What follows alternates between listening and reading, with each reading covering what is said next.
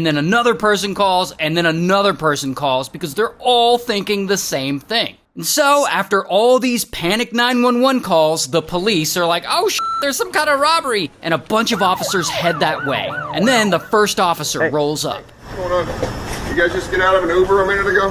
This is what's gonna get someone potentially gun stuck or someone hurt. We have people stopping in the middle of the street because they're watching this. Guys pulling up ski masks, throwing stuff on the ground, changing clothes. Now, at the same time, other officers are out looking for the Uber driver because they think he's in on this alleged robbery too. And so, boom, a bunch of cop cars roll up on him and they swarm his car. And they've apparently got their guns drawn at him and they yell at him like, get out of the car! And the poor Uber driver's like, wait, I have nothing to do with this! And so, they question him and they eventually realize that he isn't actually a getaway driver, so they let him go. Meanwhile, more officers roll up on the Stokes and they question them. And the Stokes assure them that this whole thing was just one big joke. I just didn't expect this to actually happen because, like, most of the time people are just always laughing. Now, luckily for them, the police are actually fairly chill about it. Think about what's going on nowadays.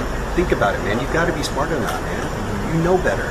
Like I said, I want you guys to be creative and do what you want to do, but you've got to be smart on this. What do you think people are going to do? And you're lucky you didn't get any. Need to get your business online? GoDaddy makes it fast and easy with user-friendly. You're absolutely lucky you didn't get any guns drawn at you. And he's right, they're lucky they didn't get guns drawn on them. But apparently the Uber driver wasn't so lucky. You got your Uber driver pulled over too and he's freaking out. Now, since the Stokes are just a bunch of goofy YouTubers, the police decide to let them go with only a warning. And everyone can go home happy, and the Stokes have learned their lesson.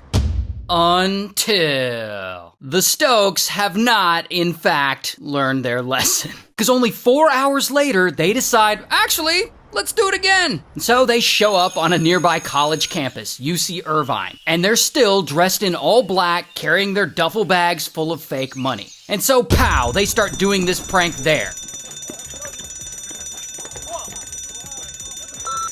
And they do it again, and they do it again, and again. They keep running around this campus pretending to be bank robbers on the run. Oh man, I gotta go.